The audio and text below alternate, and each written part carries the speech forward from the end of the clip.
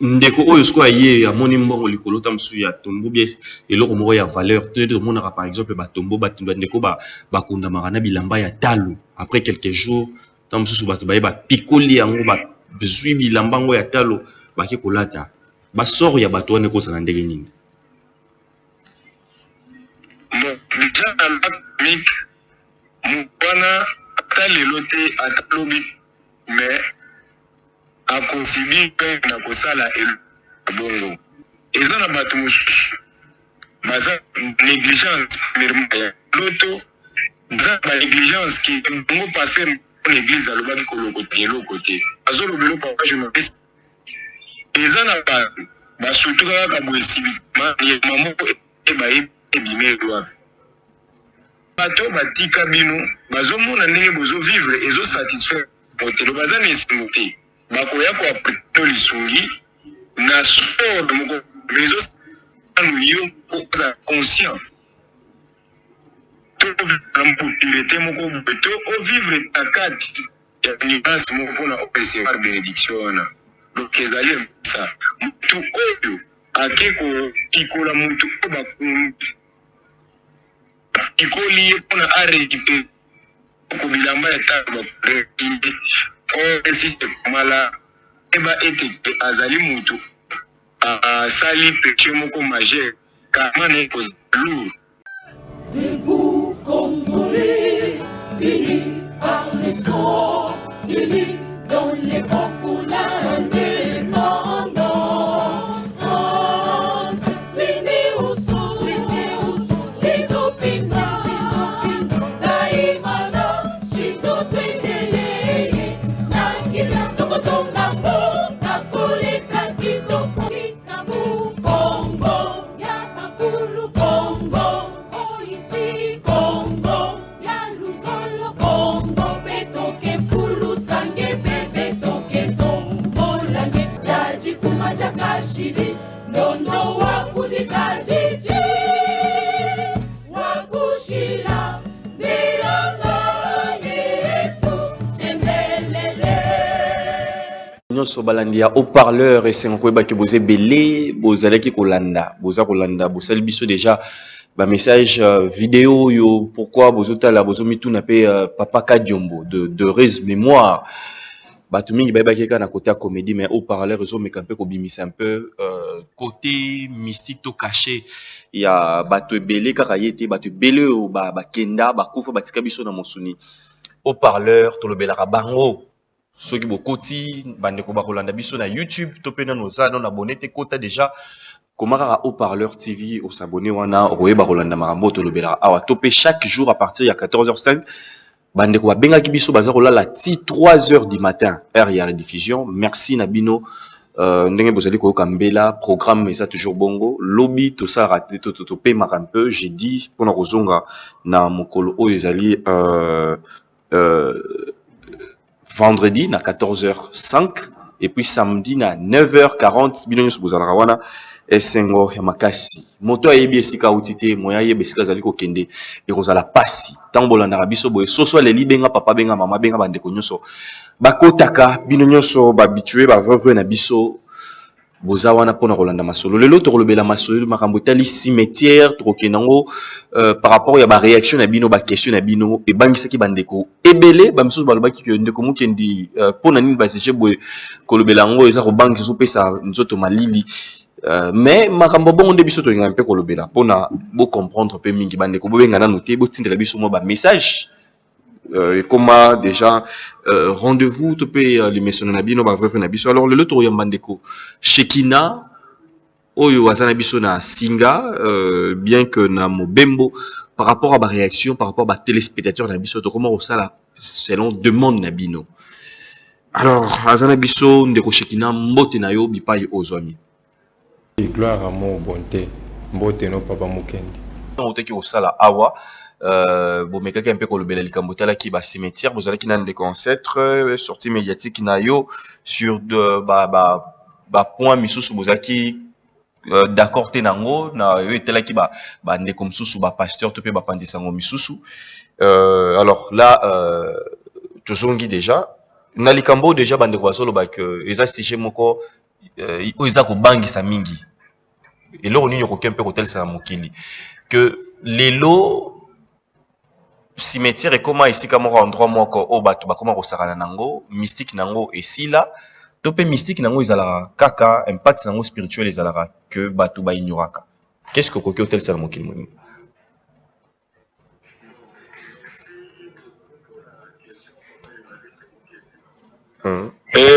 lieu oyo babengi cimetière biso bapratiquant tobenga yango terre sainte.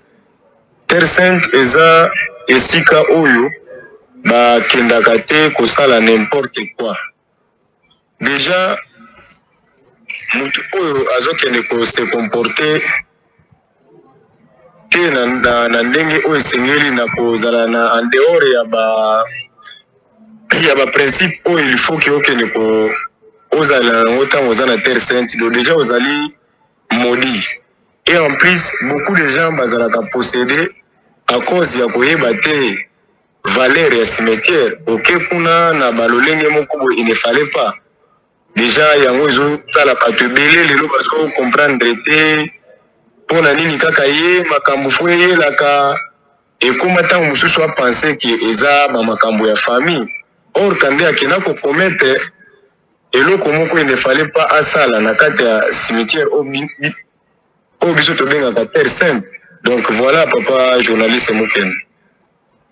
Alors eza na coutume moko bandeko mingi bamesana nango tozwi matanga na kala mingi toyebaka tokosala ta mosusu uniforme bato baolata maputa ndenge moko libota baninga et consort. Mais lelo tozwi un peu culture moko ya kolataka mwindo nde toandomona bamisusu.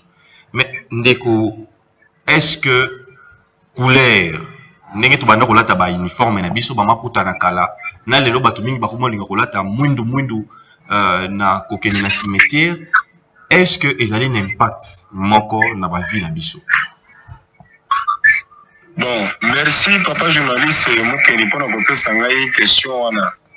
Déjà avant na korépondre na question na yo nakomeki mpe koéclaircir bato sur bamakambo ekomi kosalema disons ya sika. Par contre lelo bazali kokunda bato libulu bakotya mutu il faut batya bakaro.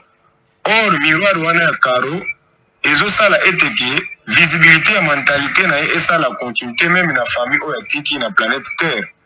Donc aujourd'hui bato bazo comprendre na bango te, mais côté ya teni noire ezalaka permis na kati ya terre sainte. Pourquoi oke rendre bamort visite baoyo baza déjà na ligne ya kozala na ligne noire ozomona deja baza na étape oyo ke bamonanaka lisusu eza normal. Teni wana ezalaka même na kati ya basecte ezalaka normal, même na vie boye eza normal kolata noir koke na cimetière ezo représenter ke oke assister bamort. Donc ezali normal. Soko ozongi na baémission na ngai ya kala na sala na haut-parleur ntango na porta un plus na l'humanité concernant bamort na portaka mpe teni noir. Donc ezali na lolenge wana papa journaliste Mukeni. Voilà, oti koloba likambo moko awa système actuel bato bakoma kolinga kokunda bandeko na baplace moko ya bien baplace ya talo ezala na bakaro yo ozoloba ke tocomprendre te esika wana ke bakunda motu na tombo esika karo eza te to ndenge nini? Bon, normalement papa journaliste Mukeni omoni kokunda mutu okunda nanu mutu na mabele naturel ezalaka elembo moko boye ya kobungisa bizaleli nanu premièrement oyo awuti vivre nango likolo ya planète terre. Alors supposant que bo encadré rien que caro ezalaki fabriqué na bamatière oyo ezalaki exploité na connaissance moko quelconque. Alors lisi wana ozomona lokola miroir wana ezofaire apparaître kaka mentalité na ye esala continuité puisque ye toyebi te sujet mutu nyonso akufelaka. Il a des fois mutu mosusu akufi na ye abengami puisque âge est avancé, mosusu akufi te na lolenge esengeli yango nalobaka l'autre fois ke baza disons baposa na bango esilaki te instinct inassouvi. Alors lorsque boenterre ye bosaleli esika bokundela ye bakaro boyeba eteke bosali susu appel ya kosala disons visibilité ya mentalité na ye supposant que abanda ko se comporter na ba manière moko boye okomona ke kosala karma wana ekolanda génération de génération na kati ya famille. Est-ce que ozolanda yango epekisami tala bato oyo bazalaki moto ya monene na suka ya bomoi na ye bato baregrete o pourquoi fo bazongisela ye mabele ezalaki consigne puisque azalaki un peu na boyebi ya eloko wana. Donc yango nalingi kolimbola ke ezali très dangereux kokunda mutu esika ya kosala ye basali bakaro ezali mabe makasi papa journaliste Mukenge. Ah, ndeko shikena oza kosala biso révélation moko que ezali mabe ya kokunda ndeko na esika oyo batie bakaro parce que reflet wana to pe miroir wana ozobanza ke ozongisa bamakambo ebele ya vie ya moto. Alors mais siko topara topesa raison na bakoko na biso oyo bazalaki kokunda bandeko na bango kaka na mabele batie yo et c'est fini donc yaki mabele soki mabele mais ebongo bandeko oyo siko bakundaka na karo te bakundaka na ciment okoloba nini mpona bango?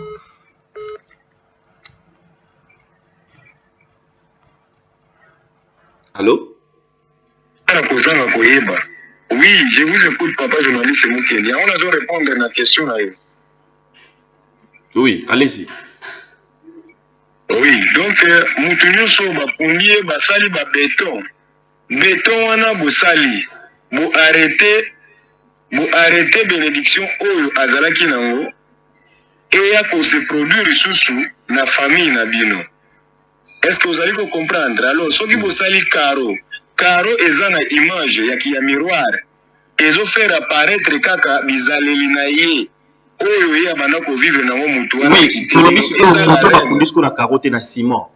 Bato msusu bakundaka bango na carotte batiaki kaka ciment et puis voilà. Est-ce que wana pesa mabe to eza malamu?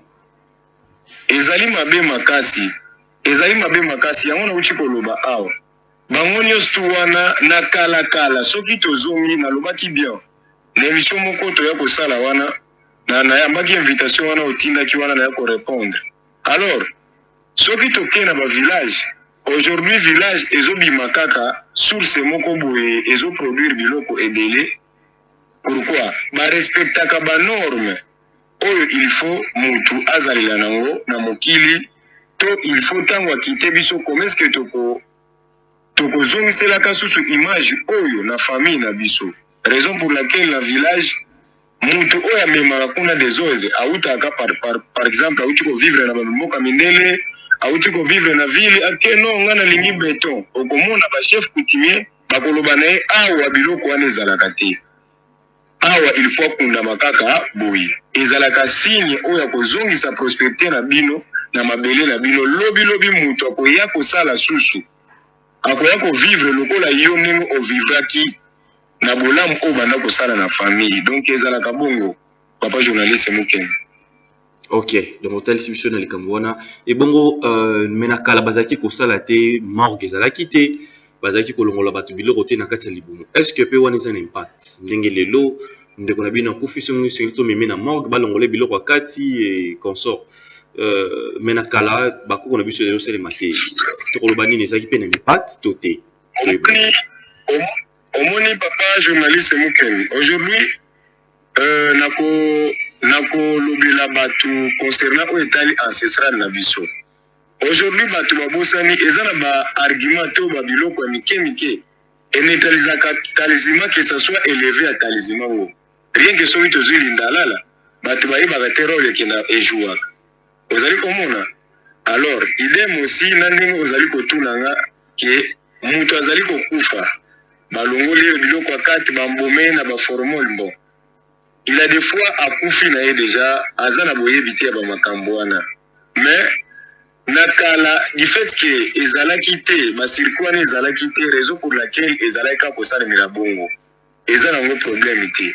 Mais mutu soki akufi ezala batie ye na place ya malili balongoli biloko ya kati biso na kati ya spiritualité tozalaka na boyebi ya kosala contrôle na ye na tous les quatre coins ya ndako to endroit wana banda kovivre aresistaka nanu kuna jusqu'à ce que mikolo na ye ekoarrive epuis akokite bino ntango bokoya kosala ye susu bokoya koreconnaitre na bajournée ya suka ya matanga c'est par là à quitter bino. Donc c'est un peu ça.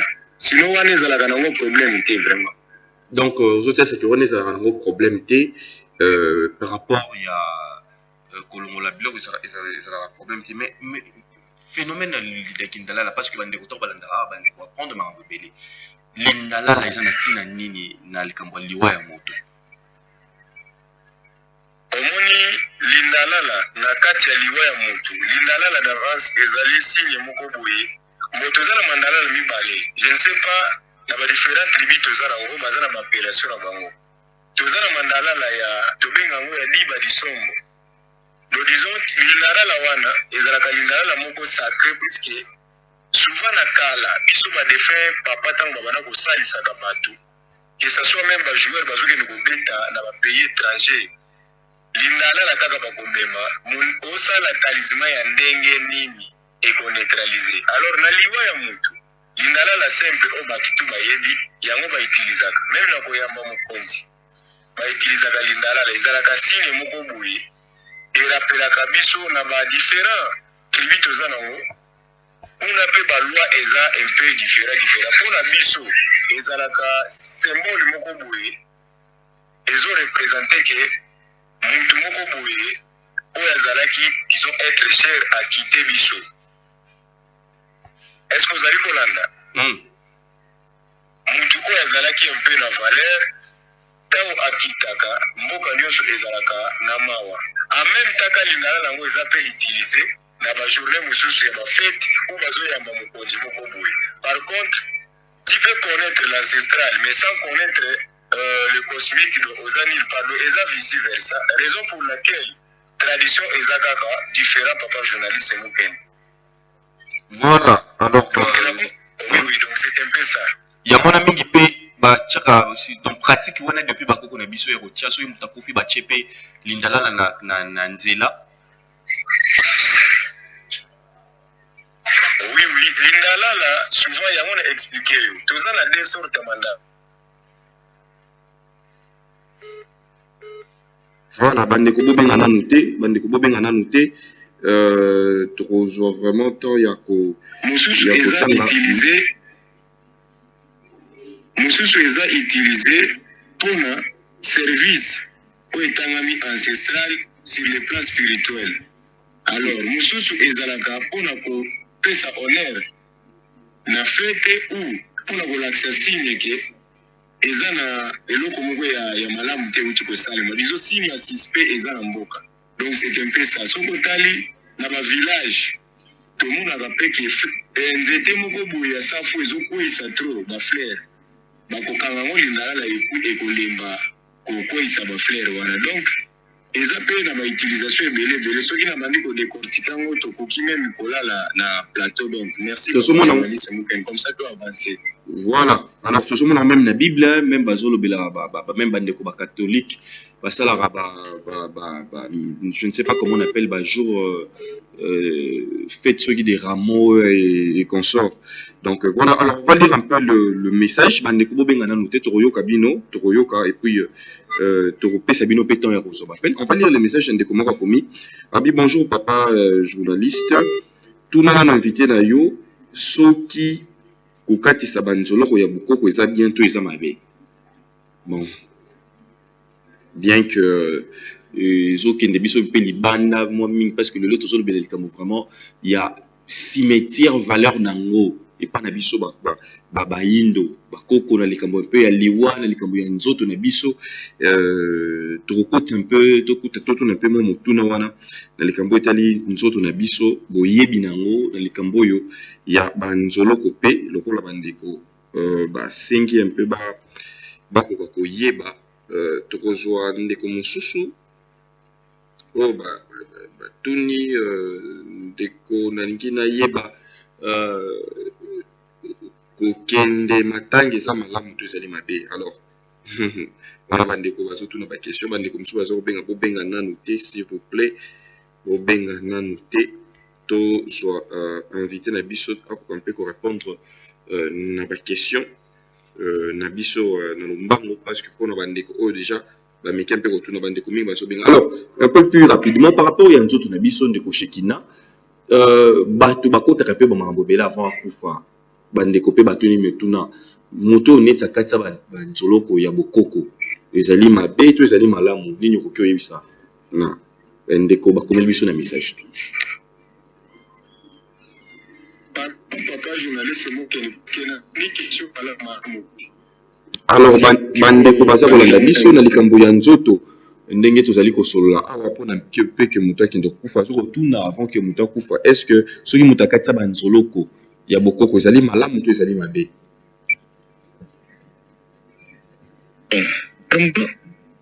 Moto akata banzolo bakata banzolo familial. Par contre pour la protéine au chef de famille na bo as ezali lié kaka na moi activement nzolo ezalaka lié ezali moko ni pas ngo aussi. Bon c'est bon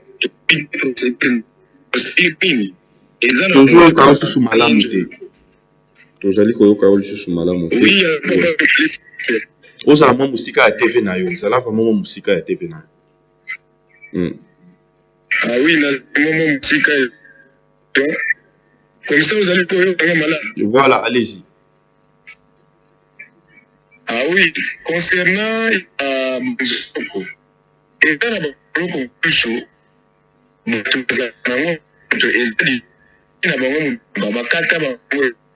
moko ya protection chef et chef ya famille na bango ça aba c'est na famille zonaka eza na famille te babujaka et na njolo ko mutu mutu pour habitumba da li na pa ko boye eza permis eza satanique mutu si parti pour la tumba yeba eteke tuneta emo katina yo na ne demona pour vivre katina yo akobana ko seyo ba ssc bo mwa ba dambo makila bon soko tuna bo mote a okite yo akolanda te bisiko koki mais quand on vivre ba énergie na yo yango pe survivre na yo ça.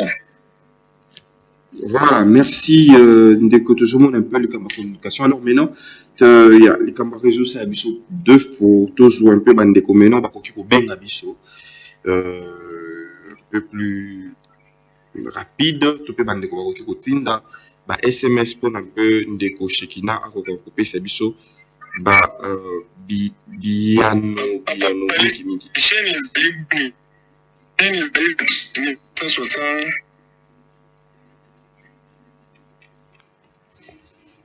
Voilà, le Cambouya réseau, ils allaient vraiment que ça la biso défaut, tu éviter qu'est-ce qui se passe.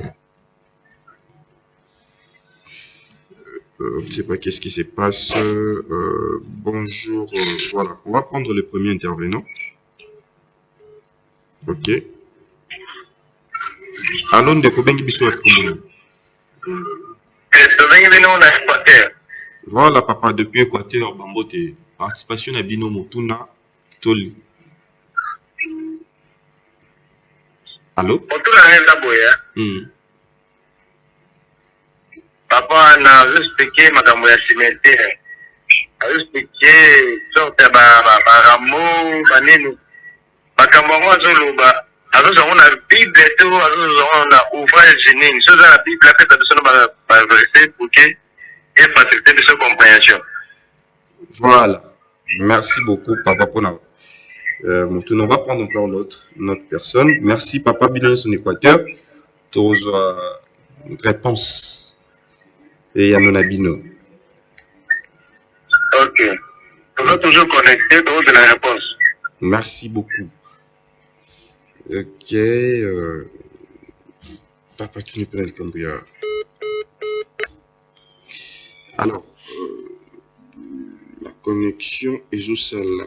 Des fois, on va prendre notre invité pour comme un peu ko yanolana ezali un peu motuna. Alors de Pochetina connexion juste là. Des fois, bande ko babeni de Équateur bazotuna motuna ya koyeba makambo za koloba za kozongo wapi. La Bible est un livre nino pesa ba référence.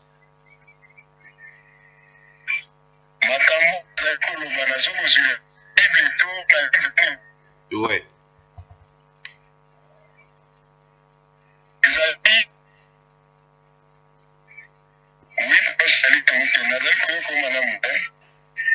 Voilà, allez-y, le bon PC Yann Nandeko.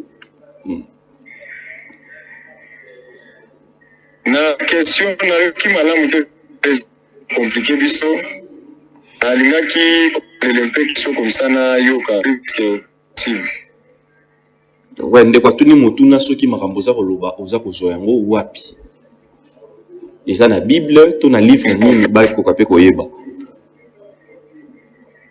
Maton ezali koloba ezali oyo biso to yepolaki to ti ashram. C'est ça les anda to to kunta yango puisque biso ba papa o babuti biso ti basali ya inene ya molimo. Donc c'est par là que biso to kolina makambo lelo to ganja ozala ba guide. Ils ont un guide à montrer le chemin de la sphère la lumière et la lumière est là pour l'éclairage. Donc c'était ça. Donc oyo za koloba ndeko alobi que bazongo epa ya papa. Alors tozo motuna ndeko mususu. On va prendre mbote ndeko.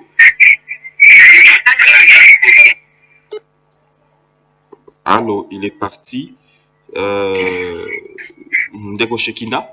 Déjà qu'on rappelle ndeko Shekina zomi aza déjà na Congo central bisika wapi baza ko banza elongo na bakoko nyonso bandeko nyonso baza kuna oyo aza kopesa ya noki ya lobi pona bango parce que chaque coin chaque tribu baza na lolenge na bango kosela makambo leur bango na lolenge kuna na côté kuna na kokola na baboti na bango kokola na bakoko ba prendre makambo wana bongo to mona que génération na biso lelo bato balingi makambo koko côté bato balingi ba tradition te to bunga nyonso to komana biso ba ya Jean ba Paul ba John ba nyonso mais identité na biso authenticité na biso esika ba boti na biso ba koko na biso ba uta to ba valeur wana to bosana. Alors to zo ndeko to comme tuna na ye mbote papa Allô mbote ndeko na biso ubengi biso wapi.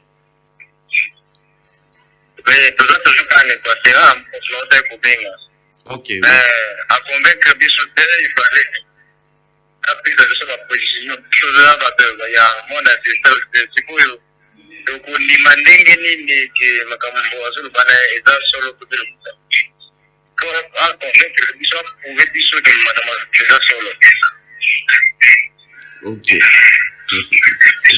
Papa bi bango baza bato voyage astral te. Baza la posa référence pour convaincre bien. Alors tous on est à biso posa un peu pays. Voilà, voilà, merci beaucoup. Ndeko Shekina papa lobi au convaincre te avant que je me sonne ndeko mususu pe batindi ba message awa. Nini ko répondre un peu plus. Abi ba baza bato bakenda voyage astral te.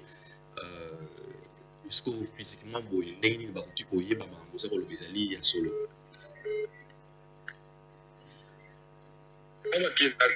Voyage ancestral te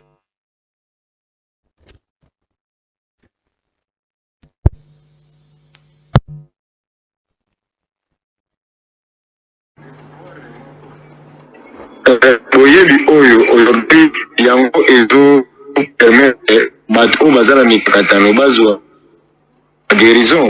Donc je sais comment expliquer ça. Mutu oyo aza na mpona ya koapprendre sengeli atia matoi ala na bokebi nyonso supposant ke baquestion ezali ya kuna puisque oyo tozali kolobela ezali kaka oyo tozali kolobela mais soki tolobi to décortiquer ali connaissance nyonso tokokola na plateau.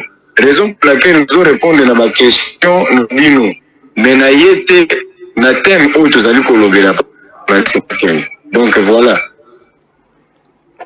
Voilà, on va prendre un autre ndeko alobi mbote papa journaliste moto soki akufi akendaka wapi. Question invité na biso ndeko Shekina. Ah oui. Beaucoup pour la question wana mutu soki akufi disons loi eza suka te ya vie ezalaka su na pusu ntango akaka biso akomprendre. Donc réponse aye ezali bongo. Voilà, c'est-à-dire que na mokuse kaka que liwe eza sukate. Parce que là je pense c'est un autre sujet peut-être sur la parce que ça sujet mon nene ne connaît pas toni peut-être tokokota ngona musindo bien mais na mokuse nini tokoki ko retenir de koshekina pour que tozwa motuna ende comme sous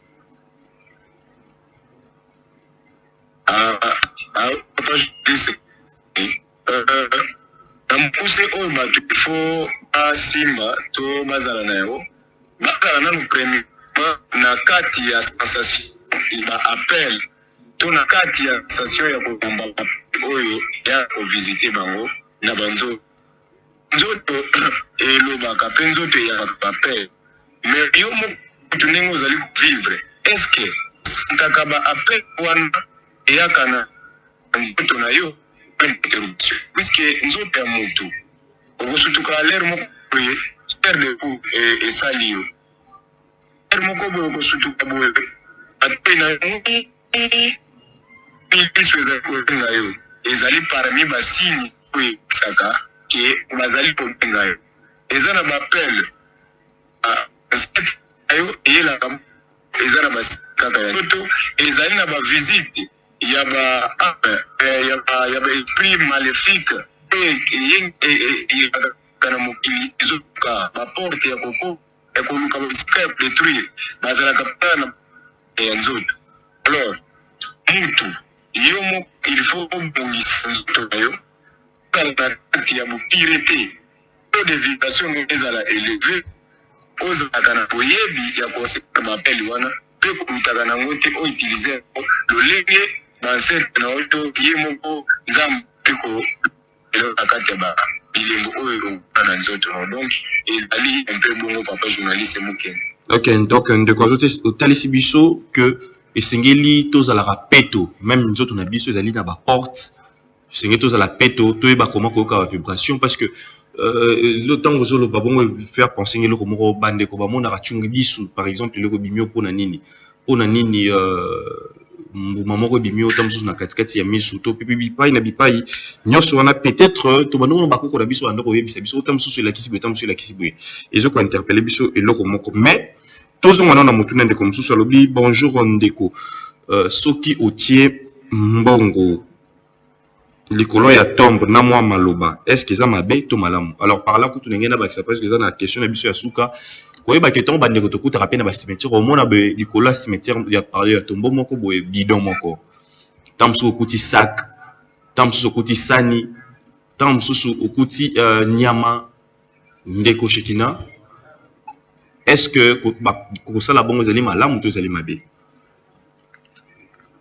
Bon, merci beaucoup pour la question, papa journaliste Moukete. Déjà, au sein de si na to ba symbole il va dépendre na lolenge to oyo ndeli ko sala mais oyo ke oke ko mo na kama bete parce que ko chambongo likoko ya tombe na mutateli ndala la kangi suffit que ça aboye parfois ko zikoka limbala ko foot to nga ngumi ça droit de participation puisque les eloko nyonso aujourd'hui les gens ont de sacrifice babosani ke ni na mokili oyo et de vendre na sacrifice ça la sembo wana akisi eke ofuti misibu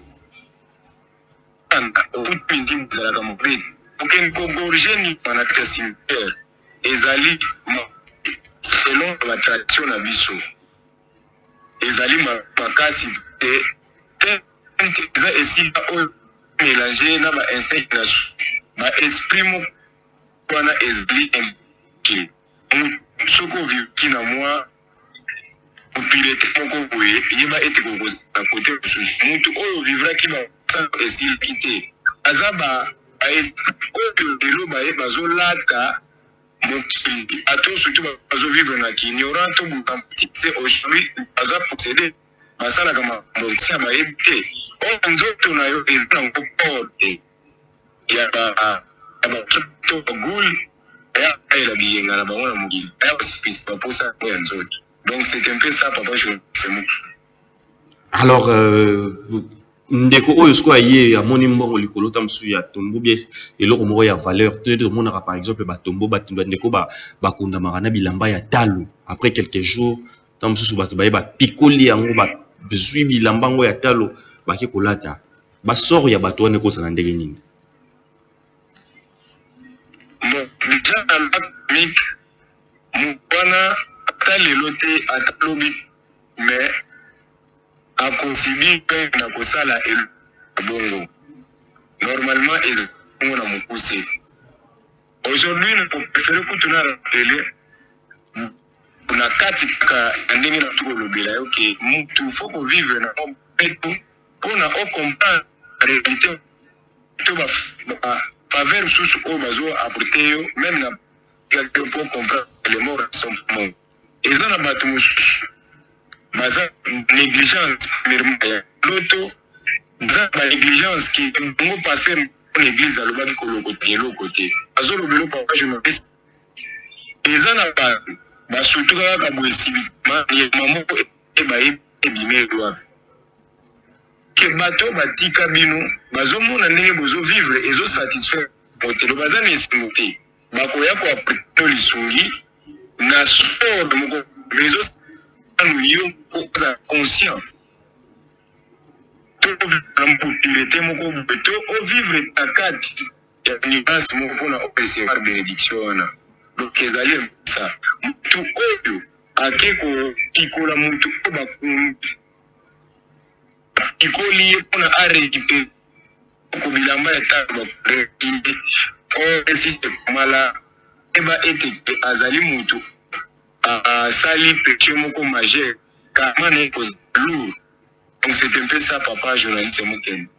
Vraiment merci toyoka ba masolo wana tomona ba makambo ebele na kati ya mboka oyo musicien bakundi na bilamba na ya talo ba grand musicien même après boki quelques jours bakendaki ba pikola ki kuna ba bimisaki nini bandeko wana ba shege soki ba yanke tout ça bango bazo na isengo ke ba bimi ba yanke mais est-ce que punition ezali ndeko ameki un peu kopesa oyo yaye motuna ndeko abengi biso mbote papa meki un peu kotunela biso motuna pa ya ndeko ya maître Shekina. Vu la modernisation mondiale est toujours important na ba matanga batia lindalala si oui pourquoi ndeko paradis boluka depuis Kimpese. Vraiment merci mingi na bandeko bazona na biso. Alors je pense que to komi na suka ndeko akuta batoni motuna na ye na hôtel que et puis cette grande question ou bien raison que la biso mikolonio so bandeko mais pona nini bato bazolo be biso tout beaucoup mais pona nini balazolo ta bilamba mindele pona nini villa mondialisation pona nini bandeko eza toujours banza que be yanana surtout na likambo bilamba eza solo sur le belate parce que bomoni lambo na lati nani moto asala yango et salema liboso ko ya bato soi-disant songolo ba pour sala bilamba. Donc nos ancêtres bayebaki tellement marambo belé moto muindu lumwa na ignorance marambo les marambo kala. Donc alors ndeko Shekina to kabala na yo to comme déjà na suka contact sur ça parce que bandeko ba message sur côté belé to ebande nini to kabana yo plus vite. Oui papa journaliste c'est oui rapidement to kabana déjà ngouesili. Ah oui, merci beaucoup papa journaliste Mokeli. Ba détail et mutu azana pour ça azwa enseignement za moi les difficile concernant la spiritualité to vie kaka ya kimusuni boye ma réalité moko zwe et qui a on a gagné tant qu'ils a plus de 40 39 53 28 423 plus de 43, 39, 53, 28, 423. Alors, merci. Merci mingi bandeko bolanda biso na YouTube to pe na contact na biso borobenga bopesa ba réaction na bino et puis to continuer un peu plus na YouTube na biso au parleur TV pour na bino le to kabwani to kutani mokolo ya vendredi to pe lelo na 3h du matin rediffusion